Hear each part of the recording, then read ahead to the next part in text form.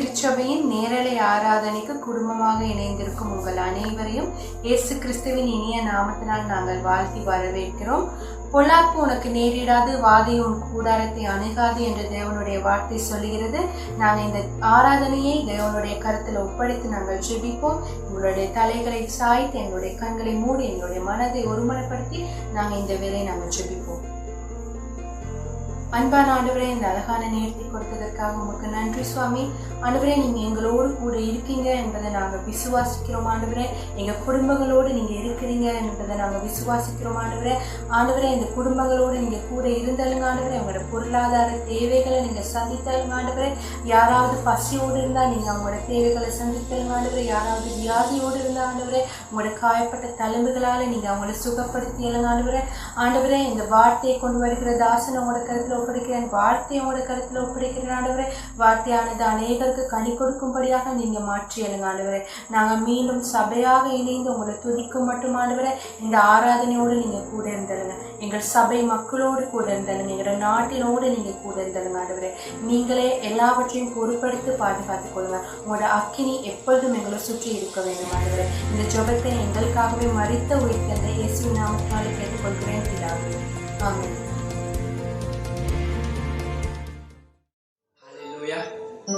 கர்த்தருடைய பரிசுத்த நாமத்துக்கு ஸ்தோத்திரம் உண்டாவதாக. திரும்பவுமாக இப்படியாக ஒரு நேரடி ஒளிக்காட்சியில் உங்களை காண்பதிலே கர்த்தருக்கு மிகவும் நான் நன்றி செலுத்துகிறேன். விசேஷமாக எங்களுடைய தேவனாகிய கர்த்தரை இந்த காலை வேளையை நாங்கள் ஒவ்வொரு பேரும் சேர்ந்து ஒரே ஆத்மாவோடு ஒரே பலத்தோடு நாங்கள் கர்த்தரை நாங்கள் ஆராதிக்க போகிறோம். ஒவ்வொரு பேரும் சேர்ந்து என்னோடு கூட கர்த்தரை ஆராதிக்கணும். இந்த பாடலை பாடி நாங்கள் கர்த்தருடைய நாமத்துக்கு ஸ்தோத்திரத்தை செலுத்துவோம்.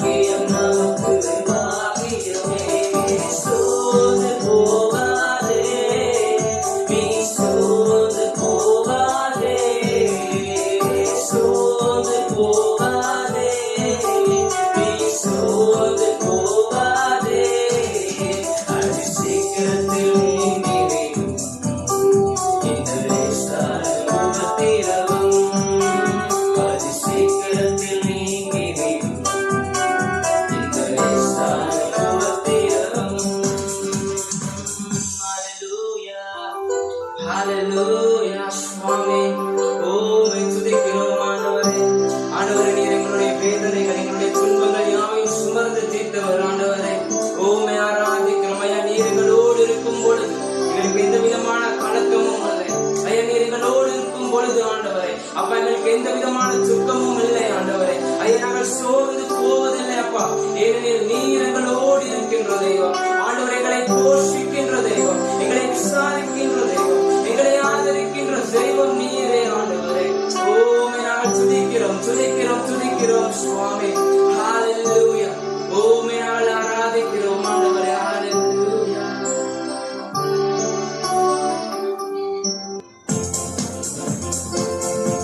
சந்தோஷத்துடன் அவர் சிங்கக்குட்டிகள் பட்டினியாக கிடந்தால் ஒருபோது பட்டினியாக விடாத தேவனாக இருக்கிறார். உங்களுடைய ஆத்மாவை தேற்றி உங்களை ஆதரிக்கிற தெய்வமாக இருக்கிறார். நாங்கள் பாடும் சந்தோஷமாக. சிங்கக்குட்டிகள் பட்டினி கிடக்கும் ஆண்டவரை தேடுவதற்கு குறையில்லையே. சிங்கக்குட்டிகள் பட்டினி கிடக்கும் ஆண்டவரை தேடுவதற்கு குறையில்லையே. குறையில்லையே குறையில்லையே ஆண்டவரை தேடுவதற்கு குறையில்லையே. குறையில்லையே குறையில்லையே ஆண்டவரை தேடுவதற்கு குறையில்லையே. சிங்கக்குட்டிகள் பட்டினி கிடக்கும் ஆண்டவரை தேடுவதற்கு குறையில்லையே.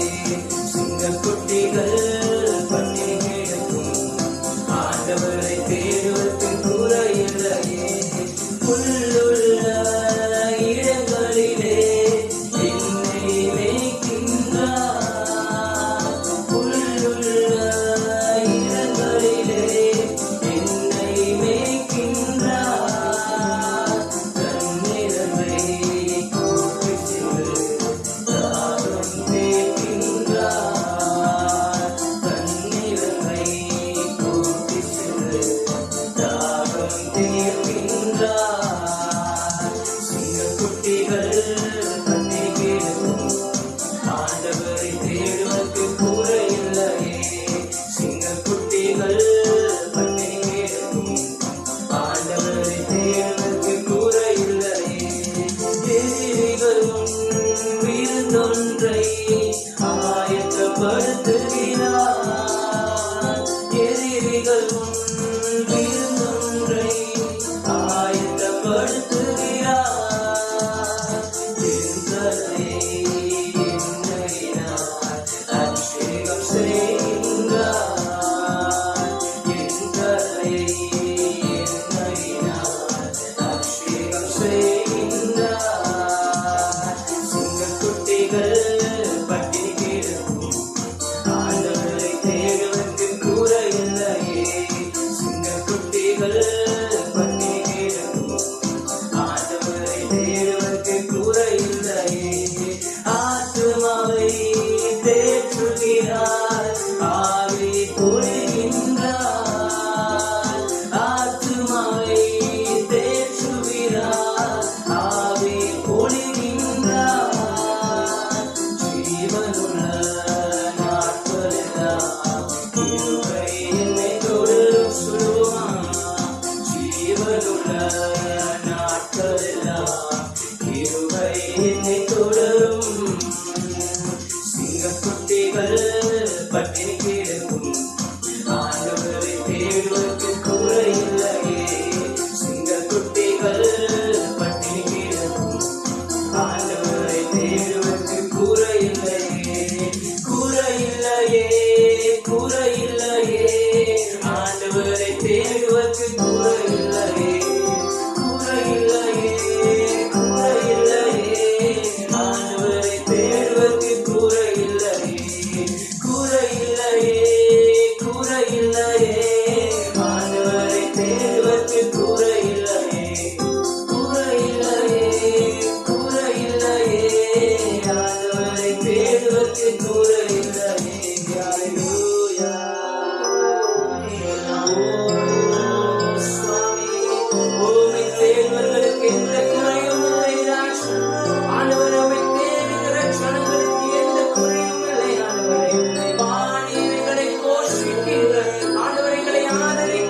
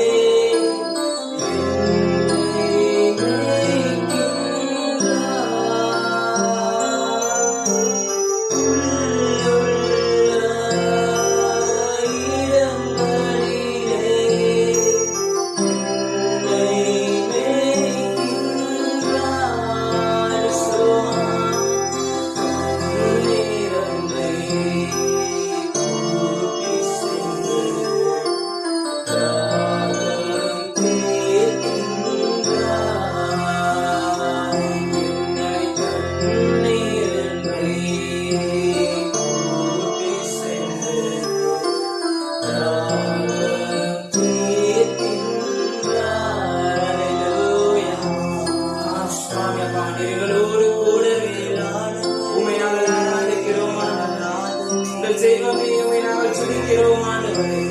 இயேசுவே உம்மை நாங்கள் துதிக்கிறோம் ஆண்டவரே. எங்களை ராஜாக்களும் எங்களை லேவியர்களாகவும் ஆண்டவரே தெரிந்தெடுத்திருப்பவரை உம்மை நாங்கள் துதிக்கிறோம் சுவாமி. ஹalleluya ஹalleluya ஆண்டவரே.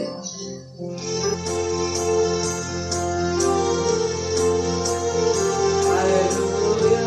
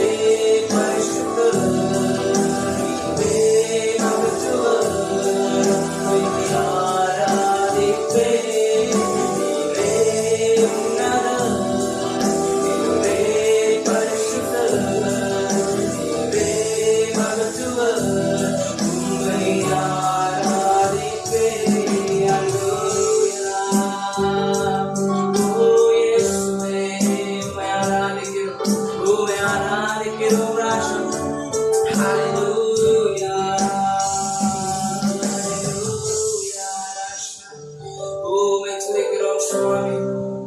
ஆண்டவரை ஆராதிக்கிறோம். ஆண்டவரே அப்பா, நீரே உன்னதர், நீரே பரிசுத்தர், நீரே மகத்துவர். ஆண்டவரே நீரே எங்களுடைய வழிகாட்டி, நீரே எங்களுடைய போதுமான ஆண்டவர். ஆண்டவரே உம்மை நாங்கள் உயர்த்துகிறோம் சுவாமி, உம்மை நாங்கள் ஆராதிக்கிறோம். ஆண்டவரே எங்களை நடத்தி செல்லும் எங்களுடைய இயேசுவை நாங்கள் துதிக்கிறோம்.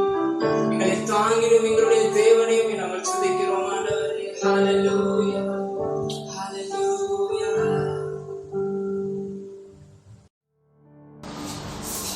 இரக்கமுள்ள பிதாவே, உம்முடைய நாமத்துக்கு ஸ்தோத்திரம். தேவனே, நாங்கள் இந்த நேரத்திலே உங்களுடைய இலங்கை நாட்டுக்காக ஜெபிக்கிறோம். உம்முடைய கிருபை, உம்முடைய தயவும் இந்த நாட்டின் மீது இருக்க வேண்டும் என்பதாக ஜெபிக்கிறோம். அந்த தேவனே, இந்த நாட்டின் முழு தேசத்துக்காக நாம் ஜெபிக்கிறோம். நீங்களே எங்களுடைய இலங்கை நாட்டை ரசிக்கும்படியாக ஜெபிக்கிறோம். ஆண்டவரே, இலங்கை நாட்டின் ரட்சிப்புக்காக ஜெபிக்கிறோம். ஆண்டவரே, அநேக தொடப்பட வேண்டும் என்பதாக ஜெபிக்கிறோம். நீங்களே அவர்கள் ஒவ்வொருவரையும் தொட்டு கதைக்கும்படியாக இருக்கிறோம். நடந்தவரே, கர்த்தராகிய இயேசுவே, உம்முடைய இரக்கம் அதிகமாக எங்களுக்கு தேவையானவரே. இந்த நாட்டை நீங்களே பலப்படுத்தும்படியாக ஜெபிக்கிறேன்.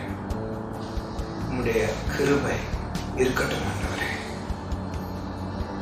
நீங்களே இந்த நாட்டை இலங்கைக்காக மறுபடியும் ஜெபிக்கிறோம். நீங்களே தொட்டு ஆசீர்வதிப்படியாக ஜெபிக்கிறேன்.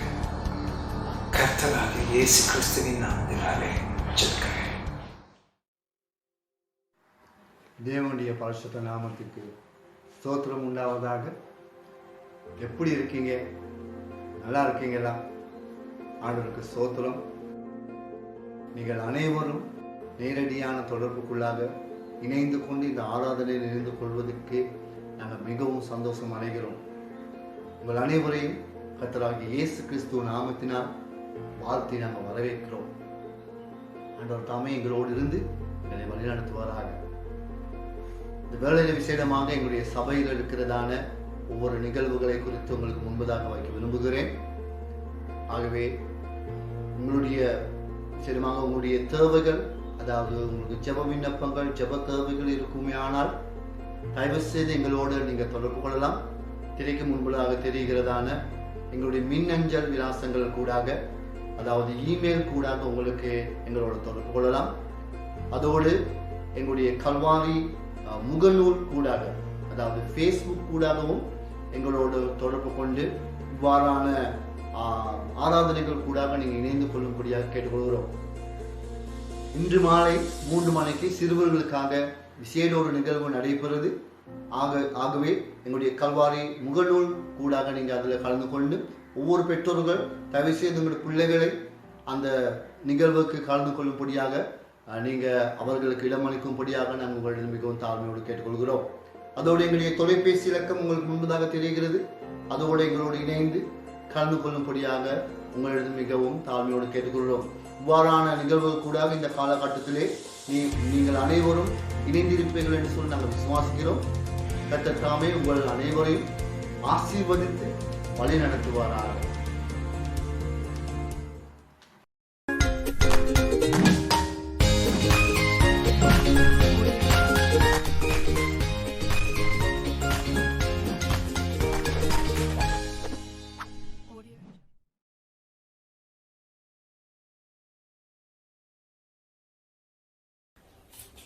உயிர்த்தெழுந்த ஜீவிக்கும் இயேசு கிறிஸ்துவின் நாமத்தினாலே இன்னொரு ஞாயிறு தினம் உங்கள் எல்லாரையும் இந்த நேர்வழி ஆராதனைக்கு உங்களை அன்போடு வரவேற்கிறேன். இந்த நாளிலே கர்த்தர் உங்களோடு கூட இருக்கிறார். அவர் உங்களோடு கூட இருந்து உங்களுக்குள்ளே செய்யக்கூடிய பெரிய காரியங்களை இந்த நாளிலே நீங்கள் வேத வசனத்துக்கூடாக கண்டு கொள்ள போகிறீர்கள். உங்கள் ஒவ்வொருவரையும் இந்த காலையிலே இயேசுவின் நாமத்தினாலே நான் ஆசீர்வதிக்கிறேன். கர்த்தர் உங்களோடு கூட இருந்து பெரிய காரியங்களை அவர் செய்வார். எப்படி இருக்கிறீங்க? எல்லாரும் நல்லா இருக்கிறீங்களா? எல்லாரையும் நாங்கள் அதிகமாக மிஸ் பண்றோம். நான் விசுவாசிக்கிறேன் கூடிய சீக்கிரத்திலே மீண்டுமாக நாங்கள் நேருக்கு நேராக உங்கள் எல்லாரையும் சந்தித்து ஐக்கியம் கொள்ள கர்த்தர் வாசல்களை திறப்பார் என்பதாக. நல்லது. இந்த காலை நேரத்திலே நாங்கள் ஆண்டுடைய வார்த்தைக்கு திரும்புவோம். அதற்கு முன்பதாக ஞாபகப்படுத்த வருகிறேன். இன்றைய செய்தியின் இறுதியிலே கர்த்தருடைய பந்தியை நாங்கள் கொண்டாட போகிறோம். ஆகவே வீடுகளில் இருக்கிறவர்கள் ஏதாவது பல ரசம் போன்ற திரவத்தையும் அப்பத்தையும் நீங்கள் ஆயத்தம் செய்து வைத்துக் கொள்ளும்படியாக அன்போடு கேட்டுக்கொள்கிறேன். நல்லது. இந்த காலையிலே கர்த்தருடைய வார்த்தை நாங்கள் தியானிக்கத்தக்கதாக எங்கள் எல்லாருக்கும் பரிச்சயமான ஒரு வேத பகுதி அப்போஸ்தலர் 1 அதிகாரம் 8 வசனத்தை நாங்கள் வாசித்து தியானிக்க போகிறோம். அப்போஸ்தலர் 1 அதிகாரம் 8 வசனம் நாங்கள் வாசிக்கிறோம். பரிசுத்த ஆவி உங்களிடத்தில் வரும்போது நீங்கள் பெலனடைந்து எருசலேமிலும் யூதேயா முழுவதிலும் சமாரியாவிலும் பூமியின் கடைசி பரியந்தமும் எனக்கு சாட்சிகளாயிருப்பீர்கள் என்றார். மீண்டும் அந்த வசனத்தை வாசிக்க விரும்புகிறேன். பரிசுத்த ஆவி உங்களிடத்தில் வரும்போது நீங்கள் பெலனடைந்து எருசலேமிலும் யூதேயா முழுவதிலும் சமாரியாவிலும் பூமியின் கடைசி பரியந்தமும் எனக்கு சாட்சிகளாய் இருப்பீர்கள் என்றார். இந்த வசனத்துடைய இது இயேசு கூறிய வார்த்தை.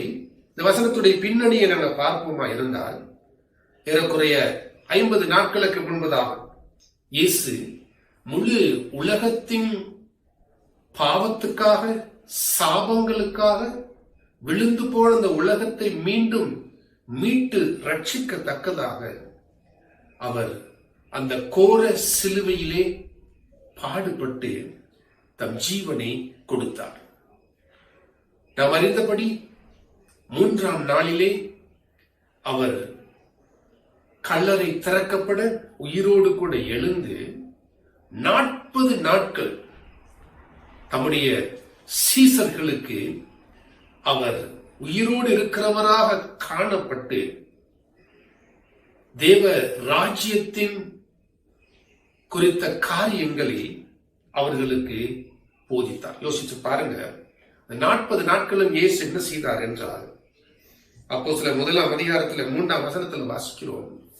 அவர் பாடுபட்ட பின்பு 40 நாளளவும் அப்போஸ்தலருக்கு தரிசனமாகி தேவனுடைய ராஜ்யத்துக்குரியவைகளை அவர்களுடனே பேசி அநேகம் தெளிவான திருஷ்டாந்தங்களினாலே தம்மை உயிரோடு இருக்கிறவராக காண்பித்தார். 40 நாட்கள் சீசர்களுக்கு அவர் என்னத்தை கற்றுக் கொடுத்தார்? தேவ ராஜ்யத்துக்குரியவைகளை அவர்களோடு பேசி அவர்களை ஊக்குவித்தார். நம்முடைய 12 அப்போஸ்தலர்கள் ஜீவியத்திலும் இயேசு கொண்டிருந்த நோக்கம் என்னவென்றால், இந்த பூமியிலே தேவனுடைய ராஜ்யத்தை, அதாவது பரலோக ராஜ்யத்தை ஸ்தாபிக்க வேண்டும் என்பதே. இந்த உலக ராஜ்யங்களானது சத்துருவானவனுடைய ஆளுகைக்கு கீழாக முழு உலகத்தையும் நாசப்படுத்தி, முழு உலகத்தையும் கெடுத்து, வியாதி, வறுமை, தரித்திரம், போராட்டங்கள், பாவத்தின் கொடூரங்கள் இவைகளினாலே உலகத்தை நிரப்பி இருக்கும் வேளையிலே இயேசு கிறிஸ்து தம்முடைய ஜீவனை தியாக பலியாக கொடுத்து இந்த முழு உலகத்தையும் மீட்டு தம்முடைய சீசர்கள் அல்லது அப்போஸ்தலர்கள் தம்முடைய ராஜ்யத்தை இந்த பூமியிலே ஸ்தாபிக்க வேண்டும் என்பதாக 40 நாட்கள் அளவும் அவர்களுக்கு அதை குறித்து பேசி அவர் போதித்தார். அது மாத்திரமல்ல, இந்த 40 நாட்களிலும் அவர்களுக்கு தம்மை உயிரோடு இருக்கிறவராக காண்பித்தார். யோசிச்சு பாருங்க, இந்த 40 நாட்களுக்கு முன்பதாக, இந்த சில நாட்களுக்கு முன்பதாக இயேசு அந்த கோர சிலுவையிலே அவர் சரீரம் முழுவதும் இரத்த வெள்ளத்தினாலே மூடப்பட்டு அவருடைய தோற்றம் மிகவும் அகோரமாகி அவர் அத்தனை பாடுகளையும் வேதனைகளையும் நிந்தைகளையும் அவமானங்களையும் அவர் சிலுவையிலே சுமந்த அந்த தோற்றம் சீசர்களுடைய மனசிலே இன்னும் அப்படியே பதிந்திருக்கும் வேளையிலே இப்பொழுது அவர் உயிர்த்தெழுந்தவராக, மகிமையின் சரீரத்தை உடையவராக அவர் அவர்களோடு கூட நேரடியாக பேசிக்கொண்டு, உலாவிக்கொண்டு, ஆகாரம் உட்கொண்டு, ஐக்கியம் கொண்டு அவர்களோடு கூட அவர் பழகிக்கொண்டு இருக்கிறார். யோசிச்சு பாருங்க, சீசருடைய மனதிலே ஏற்பட்ட அந்த அனுபவத்தின் தாக்கம் எவ்வளவு ஆழமாக இருந்திருக்கும் என்பதாக. இப்படிப்பட்ட சீசர்களுக்கு இயேசு வாக்கு பண்ணினார், இன்னும் சில நாட்களுக்குள்ளே நீங்கள் பரிசுத்த ஆவியினாலே ஞானஸ்நானம் பெறுவீர்கள் என்பதாக. அந்த வாக்குத்தத்தத்தின் அடிப்படையிலே தான் இன்றைக்கு இந்த வசனத்தை நாங்கள் வாசித்தோம். பரிசுத்த ஆவி உங்களிடத்தில் வரும் பொழுது நீங்கள் எனக்கு சாட்சிகளாய் இருப்பீர்கள். ஏன் சாட்சியாக இருக்க வேண்டும்? இன்றைக்கு உலகத்தில் இருக்கிற முழு திருச்சபைக்கும் இருக்கிற பெரிய சவால் இதுதான். இந்த உலக மக்கள், உலகமானது உங்கள் தேவன் இங்கே, உலகம் முழுவதும் இந்த கொள்ளை நோயினாலே தாக்கப்பட்டிருக்கிற நேரத்திலே உங்கள் ஆண்டவர் என்ன செய்கிறார், ஏன் இதை அனுமதித்தார், இப்படி பல்வேறு கேள்விகளை கேட்கும் நேரத்திலே திருச்சபையானது அமைதியாக காணப்படுகிறது. இந்த உலகத்தின் சாபங்களையும் நோய்களையும் எல்லா விதமான மோசமான நிலைமைகளையும் சத்துருவானவனாலே நாசமாக்கப்பட்ட எல்லா விதமான பாதிப்புகளையும் மாற்றி அமைத்து மீட்டு ரட்சிக்க இயேசு சிலுவையிலே மரித்தார் என்றால், அவர் மீண்டுமாக அதற்காக உயிரோடு கூட எழுந்தார் என்றால், அவருடைய ராஜ்யத்தின் முன்னேற்றத்தை காணத்தக்கதாக இயேசு அவருடைய திருச்சபையாகிய, அவருடைய சீசர்களாகிய உங்களையும் என்னையும் அவர் நம்பி இருக்கிறார். அன்பானவர்களே, திருச்சபையாக உங்களுக்கும் எங்களுக்கும் முன்பதாக இருக்கிறது ஒரு பெரிய ஒரு சவாலாக இருக்கிறது. பரிசுத்த ஆவியானவர் உங்களிடத்தில் வரும்போது என்பதாக நாங்கள் வாசிக்கிறோம். இந்த பரிசுத்த ஆவியானவர் வேதாகமத்திலே வாசிக்கிறோம், பெந்தேகோஸ்தே நாளிலே சீசர்களுக்கு மேலாக அவர் வந்தார். இன்றைக்கு இந்த பரிசுத்த ஆவியானவர் அவரை ஏற்றுக்கொண்ட, ரட்சிக்கப்பட்ட உங்கள் ஒவ்வொரு ஜீவியத்திலும் அவர் வாசமாய் இருக்கிறார். நன்றாக அதை ஞாபகத்தில் வைத்துக் கொள்ளுங்கள். உயிர்த்தெழுதலின் ஆசீர்வாதங்களிலே ஒன்று என்னவென்றால், உங்கள் எல்லாருக்குள்ளாகவும் நிரந்தரமாக வசிக்கத்தக்கதாக, வாசம் பண்ணத்தக்கதாக, கிரியை செய்யத்தக்கதாக வந்திருக்கிற பரிசுத்த ஆவியானவர். அன்றைக்கு இயேசு உயிரோடு இருந்த நாட்களிலே அவருக்குள்ளே வாசமாயிருந்த அதே ஆவியானவர் இன்றைக்கு உங்களுக்குள்ளேயும் எனக்குள்ளேயும் அவர் வாசமாய் இருக்கிறார் என்கிற உண்மை சத்தியத்தை நாங்கள் ஆழமாக புரிந்து கொள்ள வேண்டும். இன்றைக்கு தானும் அவர்களுக்கு சொல்லுகிற காரியம் என்னவென்றால், தாகம் உள்ளவன் மேல் என் தண்ணீரை ஊற்றுவேன், என்னை விசுவாசிக்கிறவன் எவனோ அவன் உள்ளத்தில் இருந்து ஜீவ தண்ணீருள்ள நதிகள் புறப்பட்டு ஓடும் என்பதாக அவர் கூறினார். அன்பானவர்களே, உங்களுக்குள்ளே ஒரு பெரிதான சக்தி மறைந்திருக்கிறது. நீங்கள் ஒருவேளை அதை பற்றி உணராமல் இருக்கலாம். இன்றைக்கு நான் உங்களுக்கு வேத வசனத்தின் மூலமாக உணர்த்தி காட்ட வேண்டிய காரியம் என்னவென்றால், அந்த இயேசு கிறிஸ்துவுக்குள்ளாக வாசம் பண்ணின அதே ஆவியானவர் உங்கள் உள்ளத்திலே ஜீவ ஊற்றாக பாய்ந்து புறப்பட்டு பாய்கிற ஒரு பெரும் நதியாக உங்களுக்குள்ளே அவர் இருக்கிறார். இயேசு கிறிஸ்து உங்களுக்குள்ளே இருக்கும் பொழுது இயேசு என்னென்ன செய்தாரோ அவை எல்லாவற்றையும் இன்றைக்கு நாங்களும் செய்யக்கூடியவரான அந்த அதிகாரத்தையும் பலத்தையும் அவர் எங்களுக்கு கொடுத்திருக்கிறார். இயேசு அவர் பூமியில் இருந்த நாட்களிலே அவர் ராஜ்யத்தின் நற்செய்தி எங்கும் பிரசங்கித்து நோய்வாய்ப்பட்டவர்களை குணமாக்கி அசுத்த ஆவிகளை துரத்தி அவர் அற்புத அடையாளங்களை நடப்பித்து தம்முடைய செய்தியை, அது தேவனிடத்திலிருந்து வந்த செய்தி என்பதை தம்முடைய கிரியைகளினாலே நிரூபித்தார். ஆதி திருச்சபையை நாங்கள் பார்க்கும் பொழுது அவர்கள் பரிசுத்த ஆவியினாலே நிரப்பப்பட்டவர்களாக இயேசு கிறிஸ்துவின் நற்செய்தியை உலகமெங்கும் கொண்டு சென்று அதை அற்புத அடையாளங்களுக்கூடாக உறுதிப்படுத்தி எங்கும் பிரசித்தம் செய்தார்கள். வசனத்தை கேட்டவர்கள் ஆயிரமாக ரட்சிக்கப்பட்டு 1ஆம் நூற்றாண்டு காலத்திலேயே அக்கால உலக மக்கள் அனைவரும் எல்லா நாடுகளும் சுவிசேஷ துணியை அவர்கள் கேட்டார்கள். இன்றைக்கு வாழுகிற திருச்சபையாகிய நாம்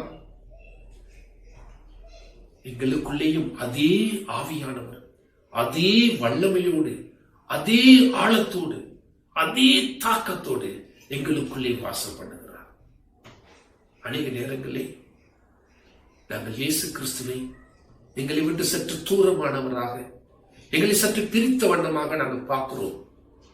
ஆனால் இயேசு சொல்லுகிறார், ஒருவன் என்னிலும் நான் அவனிலும் நிலைத்திருந்தால் அவன் மிகுந்த கனிகளை கொடுப்பான். நல்ல கவனிங்க, இயேசு கிறிஸ்துவும் நானும் இணைந்து நெருங்கி ஒருவரோடொருவர் பின்னி பிசைந்து நிலைத்திருந்து வாழும் பொழுது இந்த உலகத்திலே அவருக்கு மகிமையான கனிகளை கொடுக்கவும், நாம் வாழும் உலகத்திலே தேவனுடைய ஒரு அன்பின் தாக்கத்தை கடத்தவும் தக்கதாக கர்த்தர் உங்களையும் என்னையும் எடுத்து பாவிக்கிறவராக இருக்கிறார். அவர் உங்களுக்குள்ளே வாசமாய் இருக்கிறார். உங்களுக்குள்ளே மகிமையின் நம்பிக்கையாக கிறிஸ்துவானவர் இருக்கிறார் என்பதே அன்றைக்கு பவுல் பிரசங்கித்த தேவ ரகசியமாக இருந்தது. இன்றைக்கு தேவ பிள்ளைகளாகிய நாம் இந்த ரகசியத்தை நாங்கள் புரிந்து கொண்டவர்களாக, அதை ஏற்றுக்கொண்டவர்களாக, அதை எப்பொழுதும் உணர்கிறவர்களாக, அதை அதன் அறிவிலே எப்பொழுதும் நினைக்கிறவர்களாக, வாழுகிறவர்களாக, உணர்கிறவர்களாக நாம் இந்த பூமியிலே அசைவாடுவோம் என்றால் உங்களுக்குள் இருக்கிற பரிசுத்த ஆவியானவருடைய வல்லமையிலே உங்களை அறியாமலே நீங்கள் பெரிய காரியங்களை செய்வீர்கள். எனக்கு சாட்சிகளாய் இருங்கள் என்றார். யாருக்கு சாட்சி? இயேசுவுக்கு சாட்சி. அதாவது இயேசு எப்படிப்பட்டவர், அவர் என்னென்ன காரியங்களை செய்தார், அவர் எப்படி என்ன சுபாவத்தை உடையவர், அவருடைய வல்லமை என்ன, இவைகள் அனைத்துக்கும் இன்றைக்கு வாழுகிற அவருடைய பிள்ளைகளாகிய அவருடைய சபை மக்களாகிய நாங்கள் சாட்சிகளாக இருக்கிறோம். இயேசு கிறிஸ்துவுக்குள்ளே இருந்த ஆவியானவர் உங்களுக்குள்ளே இருக்கிறார். வசனத்துல வாசிக்கிறோம், பரிசுத்த ஆவி உள்ளத்துல வரும் பொழுது நீங்கள் பெலனடைவீர்கள். பெலன், இதற்கான மூல மொழியில் இதுக்கு இருக்கிற அர்த்தம் என்னவென்றால் டைனமைட் சக்தி, வெடி மருந்து வல்லமை, அது உங்களுக்குள்ளே இருக்கிறது. உங்களுக்குள்ள இந்த வல்லமை இருக்கும் பொழுது நீங்க ஒன்றுமே செய்ய தேவையில்லை. எங்களுக்குள்ளே இருக்கிற வல்லமை எங்களை செயல்பட வைக்கும். எங்களுக்குள்ளே பரிசுத்த ஆவியானவர் வல்லமையின் ஆவியானவராக வாசம் பண்ணும் பொழுது ஒன்றிலே அவரை நாங்கள் அசட்டை செய்து அவரை ஒதுக்கி வைத்து எங்கள் பாட்டிலே நாங்கள் வாழ முடியும். ஆனால் அவரை பற்றிய உணர்விலே எப்பொழுதும் நிறைந்தவர்களாக, அவருக்கு கீழ்ப்படிந்து அவரை பிரியப்படுத்துகிற ஒரு வாழ்க்கை வாழுகிறவர்களாக நாம் வாழ முடியும். அவருடைய சத்தத்தை கேட்டு அவருடைய உணர்வுகளை மதித்து அவருக்கு கீழ்ப்படியும் பொழுது நடக்கிற காரியம் என்னவென்றால், எங்களை அறியாமலே நாங்கள் சாட்சிகளாக வாழ எழும்புகிறோம். வசனம் சொல்லுகிறது, நீங்கள் பெலன் அடைந்து எருசலேமிலும் யூதேயா முழுவதிலும் சமாரியாவிலும் பூமியின் கடைசி பரியந்தமும் எனக்கு சாட்சிகளாயிருப்பீர்கள். சாட்சிகளாயிருக்கும் எல்லையை குறித்து பார்க்கிறோம். அது எருசலேமிலே ஆரம்பித்து பூமியின் எல்லை மட்டும் கடந்து செல்லத்தக்கதான அளவுக்கு பரிசுத்த ஆவியானுடைய வல்லமை ஒருவருடைய வாழ்க்கையிலே கிரிய செய்கிறது. சாட்சியின் எல்லையானது அது விரிவடைந்து கொண்டே இருக்கும் என்பதாக நாங்கள் காண்கிறோம். அன்பானவர்களே, உங்களை ஆவியானுடைய ஆளுகைக்கு நீங்கள் ஒப்புக் கொடுப்பீர்களே, ஆனால் நீங்கள் நினைச்சு பார்க்க முடியாத அளவுக்கு, நீங்கள் கற்பனை செய்து தான் பார்க்க முடியாத அளவுக்கு கர்த்தர் தம்முடைய வல்லமை கூடாக உங்களை எடுத்து பாவிப்பார். உடைய எல்லைகளை அவர் விரிவடைய செய்வார். நினைச்சு பார்க்காத தூரத்துக்கு அவர் உங்களை கொண்டு செல்ல அவராலே முடியும். காரணம், உங்களுக்குள்ளே ஒரு ஜீவ ஊற்று இருக்கிறது. இந்த ஜீவ ஊற்றை உணர்ந்து நாங்கள் வாழுவோம். எனக்கு பிற்பாடு சொல்லுங்கள், எனக்குள்ளே பரிசுத்த ஆவியானவர் ஜீவ ஊற்றாக இருக்கிறார். எனக்குள்ளே வல்லமையின் ஆவியானவர் நதியாக பாய்கிறவராக இருக்கிறார். அவருடைய சத்தத்தை கேட்டு அவர் சித்தத்தை செய்ய நான் என்னை ஒப்படைக்கிறேன் என்பதாக எங்களை நாங்கள் அர்ப்பணிப்போம். இயேசு கிறிஸ்துவுக்கு சாட்சி என்றால் அவர் யார் என்பதை இந்த உலகம் காண செய்ய அவர் எங்களை இந்த பூமியிலே வைத்திருக்கிறார். நாங்கள் எங்கே இருந்தாலும் சரி, எங்கே போனாலும் சரி, என்னென்ன அலுவல்களிலே ஈடுபட்டாலும், வீடுகளிலோ காரியாலயங்களிலோ தொழில் புரிகிற ஸ்தலங்களிலோ அது வேற எந்த சூழ்நிலையில நாங்கள் இருந்தாலும் நீங்கள் சாதாரண நபர்கள் அல்ல. உங்களுக்குள்ளே வல்லமை இருக்கிறது.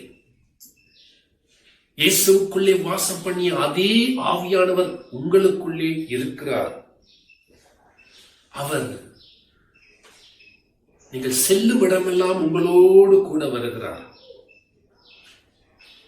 அவர் தம்முடைய விருப்பத்தை உங்கள் மூலமாக நிறைவேற்றுகிறவராக இருக்கிறார்.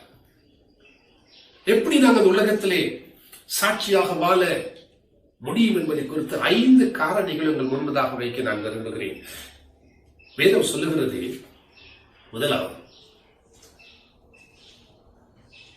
இயேசு கிறிஸ்துவும் நாங்களும் ஒன்றிணைக்கப்பட்டவர்களாக இருக்கிறோம். திருச்சபை என்பது கிறிஸ்துவை தலையாக கொண்ட ஒரு சரீரம். நாங்கள் எல்லாரும் தனித்தனி நபர்களாக அவருடைய அவயவங்களாக இருக்கிறோம். ஆகவே இந்த பூமியிலே நாங்கள் கிறிஸ்துவின் சரீரமாக இயங்குவோமே, ஆனால் எங்களுடைய தலை எங்க இருக்கும்? நாங்க எங்கெங்கே இருக்கிறோமோ அங்கே எங்களோடு கூட தலையும் செயல்படுகிறது. இயேசு கிறிஸ்து எங்களோடு கூட இருக்கும் பொழுது நாங்கள் தேவ மகிமையை உடையவர்களாக இருக்கிறோம். ஒருவேளை இந்த காலையில நீங்க கண்ணாடியை பார்க்கும் பொழுது உங்களோட சரீரத்துல எந்த பகுதியை நீங்க கண்ணாடியில பார்ப்பீங்க? நாங்க எல்லாரும் சொல்லுவோம், முதலா தலை, தலை மயிர், முகம், முகத்தோற்றம். காரணம் என்னவென்றால் முழு சரீரத்துக்கும் மகிமையான ஒரு பகுதி தான் தலை. அன்பார்கள், உங்களுடைய வாழ்க்கைக்கு மகிமையான ஒரு நபர் இருக்கிறார். அது தான் சரீரத்தின் தலையாகிய இயேசு கிறிஸ்து. நீங்கள் செல்லும் இடங்களில் எல்லாம் அவரை கொண்டு செல்லுகிறீர்கள். அவரை நீங்கள் எப்பொழுதும் மகிமைப்படுத்தும் பொழுது, அவருடைய அலங்காரத்தை நீங்கள் எப்பொழுதும் உலகத்துக்கு வெளிப்படுத்தும் பொழுது, நீங்கள் மெய்யாகவே கிறிஸ்துவின் சாட்சியாக இருக்கிறீர்கள். இயேசு கிறிஸ்து வேறு, நாங்கள் வேறு என்பதாக அல்ல. அவர் எங்களிலே இருக்கிறார், நாம் அவரிலே இருக்கிறோம். பரிசுத்த ஆவியானவர் எமக்குள்ளே இருக்கிறார், நாம் பரிசுத்த ஆவிக்குள்ளே இருக்கிறோம். அதுதான் ஆவியின் ஞான ஸ்நானம் என்பது. இதை ஒவ்வொரு விசுவாசியும் இயேசு கிறிஸ்துவுக்குள்ளே உறவுக்குள்ளாக வரும்பொழுது இந்த அனுபவத்துக்குள்ளே நீங்கள் வருகிறீர்கள். ஒருவேளை இந்த செய்தியை கேட்டுக்கொண்டிருக்கிற ஒரு சிலர் இந்த அனுபவம் உங்களுக்கு இல்லை என்பதாக நினைப்பீங்களா இருந்தால், இயேசு கிறிஸ்துவோடு கூட உள்ள உறவிலே நீங்கள் இன்னும் பிரவேசிக்கலை என்பதாக உணர்வீர்கள் என்றால், இந்த காலையில் உங்களுக்கு இருக்கிற நல்ல செய்தி என்னவென்றால், நீங்கள் அவரை விசுவாசித்து அவரை உள்ளத்திலே அன்போடு அழைக்கும் பொழுது அவர் உங்களுக்குள்ளே வாசம் பண்ண வருகிறார். உங்கள் வாழ்விலே இருக்கிற பாவங்கள், அசுத்தங்கள் எல்லாவற்றையும் அவர் கழுவி சுத்தம் செய்து உங்களுக்குள்ளே ஒரு புதிய சுபாவத்தை அவர் தந்து ஒரு புதிய மனுஷனாக, ஒரு புதிய மனுஷியாக உங்களை மாற்றி அவர் மேலுள்ள அந்த வாஞ்சையினாலே அவருக்காக வாழத்தக்கதான ஒரு உணர்வை உங்களுக்குள்ளே அவர் தந்து அவர்களை புதிய ஒரு மனுஷனாக மாற்றுவார். ஏனென்றால் வேதம் சொல்லுகிறது, அவர் மேல் விசுவாசம் உள்ளவர்களாய் அவரை ஏற்றுக்கொண்டவர்கள் எத்தனை பேர்களோ அத்தனை பேர்களும் தேவனுடைய பிள்ளைகள், அதாவது தேவனால் பிறந்தவர்கள். இயேசுவை விசுவாசி ஏற்றுக்கொள்ளும் பொழுது உங்களுக்குள்ளே தேவனுடைய வித்து ஸ்தாபிக்கப்படுகிறது. தேவனுடைய அன்பு உங்கள் ஜீவியத்துக்குள்ளே ஊற்றப்படுகிறது. தேவ சுபாவத்திலே நீங்கள் நிரம்புகிறீர்கள். ஆகவே தேவனுடைய சுபாவமாகிய தேவ அன்பு உங்கள் உள்ளத்தை நிரப்பும் பொழுது நீங்கள் அந்த பரிசுத்த ஆவியானவருடைய ஏவுதலினாலே, அவருடைய ஊக்குவித்தல் மூலமாக அன்பிலே நடக்க ஆரம்பிக்கிறீர்கள். அது ஒரு சாட்சியின் வாழ்க்கை. இந்தியாவிலே மதர் தெரேசா எனப்பட்ட ஒரு பெண்மணியை பற்றி நீங்கள் எல்லாரும் அறிவீர்கள். அவரை அறியாதவங்க யாருமே கிடையாது. உலகம் எங்கும் பிரசித்தி பெற்ற நோபல் பரிசு பெற்ற ஒரு அம்மையார். அவருடைய வாழ்க்கையின் ரகசியம் என்ன? ஒருவர் கேட்டாரா, இவ்வளவெல்லாம் மக்களுக்கு தியாகபூர்வமாக அன்பு காட்டி சேவை செய்றீங்களே, இதற்கான ரகசியம் என்ன என்று கேட்ட பொழுது, அது தேவனுடைய அன்பு, இயேசு கிறிஸ்துவின் அன்பு எனக்குள்ளே ஊற்றப்பட்டிருக்கிறது என்பதை தான் அவர் சொன்னார். அன்பானவர்களே, பரிசுத்த ஆவி உங்களுக்குள்ள வரும் பொழுது அந்த தெய்வீக சுபாவம் உங்களுக்குள்ளே ஊற்றப்படுகிறது. நீங்கள் செல்லும் இடமெல்லாம் அந்த அன்பை பிரதிபலிக்கிற ஒரு வாழ்க்கை வாழ்கிறீர்கள். மூன்றாவது காரியம் நாங்கள் பார்க்கிறோம், பரிசுத்த ஆவியானவருடைய வல்லமை கூடாக சுவிசேஷ செய்தி எங்களுக்குள்ளே இருக்கிறது. அந்த சுவிசேஷ செய்தியை வார்த்தையின் மூலமாகவும் வாழ்க்கையின் மூலமாகவும் நாங்கள் விளம்பரம் செய்கிறோம். சுவிசேஷம் என்பது பவுல் சொல்லுகிறார், நாம் ரட்சிக்கப்படுவதற்கு அது தேவ பெலனாய் இருக்கிறது. அங்கேயும் இந்த டொனாமிஸ் என்கிற அர்த்தத்தையுடைய வார்த்தை பாவிக்கப்பட்டிருக்கிறது. சுவிசேஷம் என்பது மக்களுடைய வாழ்க்கையை தொட்டு விடுதலையாக்கி ரட்சிப்பதற்கு அதற்குள்ளே தேவ வல்லமை காணப்படுகிறது என்பதை ஆண்டவரை ஏற்றுக்கொண்ட எல்லா பிள்ளைகளுக்கும் நீங்க பகிர்ந்து கொள்ளத்தக்கதான ஒரு நல்ல செய்தியை கர்த்தர் கொடுத்திருக்கிறார். அது சிலுவையின் செய்தி. சிலுவையிலே எனக்காக இயேசு என் பாவங்களுக்காக மரித்தார். என் நோய்களை அவர் ஏற்றுக்கொண்டார். என் சாபங்களை அவர் மாற்றினார். எனக்கு புது வாழ்வு கொடுத்தார். இந்த செய்தியை கர்த்தருடைய பிள்ளைகள் தேவ அன்பினாலே ஏவப்பட்டு மக்களுக்கு பகிர்ந்து கொள்ளும் பொழுது உங்களை அறியாமலேயே அந்த தேவ அன்பு மற்ற ஜீவியங்களுக்கு நற்செய்தி கூடாக கடந்து செல்கிறது. உங்களை அறியாமலேயே பரிசுத்த ஆவியானவர் அந்த சிறு சாட்சியின் வார்த்தைகளை அவர் பாவித்து மற்றொரு ஜீவியங்களிலே கிரியை செய்ய ஆரம்பிக்கிறார். அன்பானவர்களே, மற்றவர்கள் சுவிசேஷத்தை அறிவிக்கும் பொழுது அவர் உடனே அதை விசுவாசித்தாலும் விசுவாசியாவிட்டாலும் கவலைப்பட வேண்டாம். நீ விதைக்கிற விதை அது உள்ளத்தில் ஆழத்துக்குள்ளே அது கிரியை செய்கிறது. பரிசுத்த ஆவியானவர் மிகுதியான வேலைகளை செய்வார். 4வது காரியமாக பார்க்கிறோம். இயேசு சொன்னார், நீர் உலகத்துக்கு வெளிச்சமாய் இருக்கிறீர்கள் என்பதாகும். இந்த இருண்ட உலகத்திலே சாபமும் மூர்க்கங்களும் யுத்தங்களும் நம்பிக்கை இல்லாத ஒரு இருண்ட நிலைமை காணப்படுகிற இந்த உலகத்தின் மத்தியிலே நம்பிக்கையில் வெளிச்சத்தை கொடுக்கக்கூடியவர்கள் இருப்பார்களே என்றால் அது இயேசு கிறிஸ்துவை அறிந்தவர்கள் மாத்திரம்தான். இயேசு கிறிஸ்து அவர் சொன்னார், நான் உலகத்துக்கு ஒளியாய் இருக்கிறேன் என்பதாக. நம்முடைய சீசர்களுக்கு சொன்னார், நீங்கள் இந்த பூமிக்கு வெளிச்சமாய் இருக்கிறீர்கள். மலையின் மேல் இருக்கிற பட்டணம் மறைந்திருக்க மாட்டாது. அன்பான தேவ பிள்ளைகளே, எங்கே இருந்தாலும் மறைவாய் இருக்க வேண்டாம். நீங்கள் யார் என்பதை உலகம் காணட்டும். உங்களுக்குள்ளே மறைந்திருக்கிற தேவ மகிமையை உலகம் காணட்டும், மக்கள் காணட்டும். எல்லாரும் உங்களை அறிந்து கொள்ளத்தக்கதாக வெளிச்சமாக வெளிப்படையாக வாழுங்கள். கர்த்தர் உங்கள் மூலமாக இந்த உலகத்துக்கு கொடுக்கக்கூடிய மகிமைக்கு வெளிச்சத்துக்கு அளவு கிடையாது. 5வது காரியம், நாங்கள் உலகத்துக்கு உப்பாய் இருக்கிறோம். உப்பு என்பது அது ஒரு செல்வாக்கை உண்டு பண்ணுகிற, சுவையை அளிக்கிற, ஒரு தாக்கத்தை உண்டு பண்ணுகிற ஒரு பொருள். உலகத்திலே நாங்கள் பல்வேறு மக்களோடு பழகுகிறோம். குடும்பமாக இருக்கலாம், வெளி உலகமாக இருக்கலாம், சமூகமாக இருக்கலாம். நாங்கள் உலகத்திலே நாங்கள் மற்றவர்களோடு கூட நாங்கள் வைக்கும் எல்லா வகையான உறவுகளிலும் தேவ பிள்ளைகளாகிய நாம் எமக்குள்ளே வாசம் பண்ணுகிற தேவ சுபாவத்திலே நாங்கள் நடக்கும் பொழுது, அசைவாடும் பொழுது, எங்களுடைய உண்மைத்துவங்கள், நேர்மை, எங்களுடைய கண்ணியம், கடமைப்பாடு, நாங்கள் நடந்து கொள்ளுகிற விதங்களை உலகம் அனுபவிக்கிறது. எங்களை அறியாமலே இயேசு கிறிஸ்துவுக்குள்ளான ஒரு தாக்கத்தை, ஒரு செல்வாக்கை நாங்கள் கடத்தி கொண்டே இருக்கிறோம்.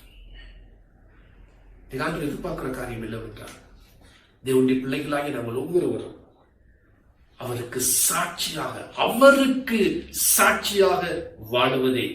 எங்களை மேம்படுத்திக் கொள்ளல்ல, எங்களை உயர்த்தி காட்டுவதற்கல்ல, அவருக்கு சாட்சியாக வாழ அவர்கள் எல்லாரையும் அழைச்சிருக்கிறார். அன்பானவர்களே, இயேசு கிறிஸ்துவின் ஜீவிக்கும் சாட்சிகளாக நீங்கள் ஒவ்வொருவரும் பிரகாசிக்க வேண்டும். உங்களை குறைவாக நினைக்க வேண்டாம், உங்களை தாழ்வாக மதிக்க வேண்டாம்.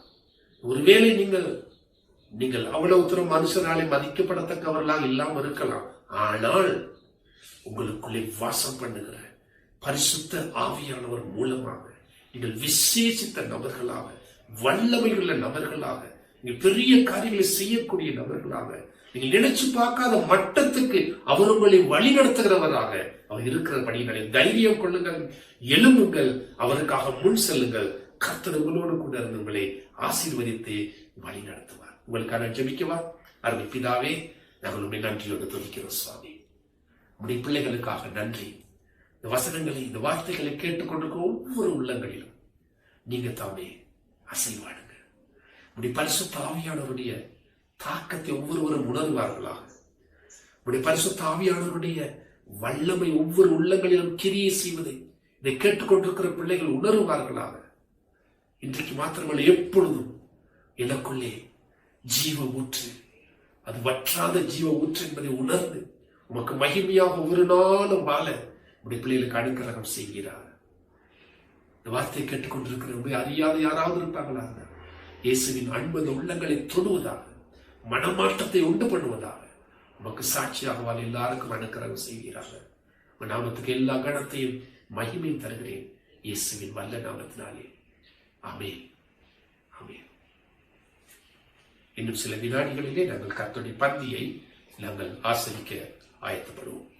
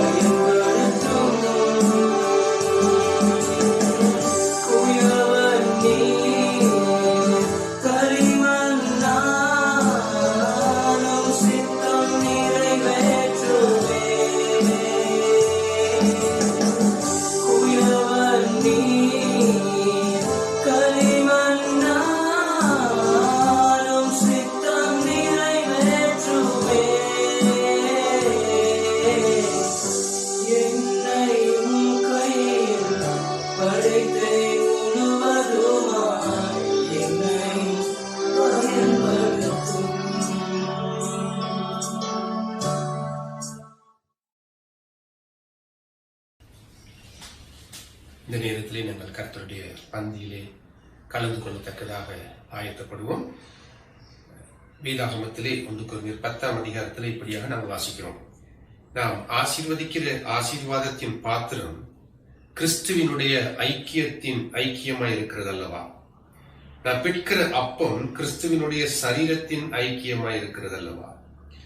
அந்த ஒரே அப்பத்தில் நாம் எல்லாரும் பங்கு பெறுகிறபடியால் அநேகரான நாம் ஒரே அப்பமும் ஒரே சரீரமுமாய் இருக்கிறோம். அநேகரான நாம் ஒரே அப்பமும் ஒரே சரீரமுமாய் இருக்கிறோம். கர்த்தருடைய பந்திக்கூடாக நாங்கள் புரிந்து கொள்ளுகிற இன்னொரு விசேஷமான காரியம் என்னவென்றால், இயேசு கிறிஸ்துவுக்குள்ளாக இருக்கிற நாம் அனைவரும் ஒரே அப்பமும் ஒரே சரீரமுமாக நாங்கள் இருக்கிறோம். ஆகவே அன்பானவர்களே, இந்த பந்தியில் நாங்கள் கலந்து கொள்ளும் பொழுது நாங்கள் அனைவரும் இயேசு கிறிஸ்துவை எங்கள் வாழ்க்கையிலே சொந்த ஆண்டவரும் இரட்சகருமாக அறிந்து கொண்டவர்களாக, அவரோடு கூட ஒன்றிணைந்திருக்கிற மக்களாக நாங்கள் நன்றியோடு ஸ்தோத்திரத்தோடு கூட இந்த பந்தியிலே நாங்கள் கலந்து கொள்வோம். இந்த பாத்திரத்தில் உள்ள ரசம் இயேசு சிந்திய இரத்தத்துக்கு அடையாளமாக இருக்கிறது. இந்த அப்பத்தொண்டுகள் அவருடைய சரீரத்தை எங்களுக்கு வெளிக்காட்டுகிறது. ஆகவே நாங்கள் சந்தோஷத்தோடு கூட இயேசு எங்களுக்காக கல்வாரி சிலுவையிலே செய்து முடித்த வேலையை கூடாக நாங்கள் பெற்றுக்கொண்ட இந்த விசேஷ அனுபவத்தின் நிமித்தமாக கர்த்தருக்கு நன்றி செலுத்தி இந்த பந்தியிலே நாங்கள் கலந்து கொள்வோம். இது உங்களுக்காக உடைக்கப்பட்ட கர்த்தருடைய சரீரமாயிருக்கிறது. ஸ்தோத்திரத்தோடு இதை புசியுங்கள்.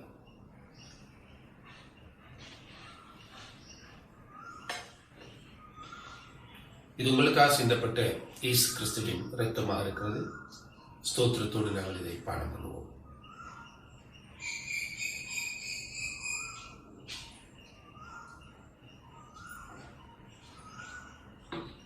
நாங்கள் கர்த்தருக்காக நாங்கள் நன்றி செலுத்துவோம். எங்களுக்காக கல்வாரி சிலுவையிலே பெரிய விலை செலுத்தி சம்பாதித்து கொடுத்த இந்த மகா பெரும் ரட்சிப்புக்காக நாங்கள் உமக்கு நன்றி செலுத்துகிறோம் சுவாமி. இன்றைய நாளிலே நீர் வேறு நாங்கள் வேறு அல்லாமல் நாம் அனைவரும் ஒன்றாக ஒரே சரீரமாக ஒரே ஐக்கியமாக நாங்கள் இருந்து உடைய நாமத்தை இந்த பூமியிலே மகிமைப்படுத்த எங்களுக்கு கொடுத்திருக்க இந்த உன்னத சிலாக்கியத்துக்காக நாங்கள் உங்களுக்கு நன்றி செலுத்துகிறோம் சுவாமி. இதை கலந்து கொள்ளுடைய பிள்ளைகள் எல்லாரையும் நீங்க தம்மை ஆசீர்வதிங்க. சரீரத்தில் இருக்கிற எல்லா பலவீனங்கள் நோய்கள் அனைத்தும் அகன்று போவதாக. உடைய விடுதலை, உடைய ஆசீர்வாதம், உடைய பிரசன்னம் உடைய பிள்ளைகள் அனைவரோடும் எப்பொழுதும் கூட இருந்து வழி நடத்துவதாக. நாமத்துக்கு எல்லா கனமும் மகிமையும் இயேசுவின் நாமத்தினாலே. ஆமென், ஆமென். நம்முடைய கர்த்தராகிய இயேசு கிறிஸ்துவின் கிருபையும் பிதாவாகிய தேவனுடைய அன்பும் பரிசுத்த ஆவியானவருடைய ஐக்கியமும் சிநேகமும் உடைய பிள்ளைகள் அனைவரோடும் உடைய வருகையின் நாள் பரியந்தம் கூட இருந்து காத்து வழி நடத்துவதாக. ஆமென்.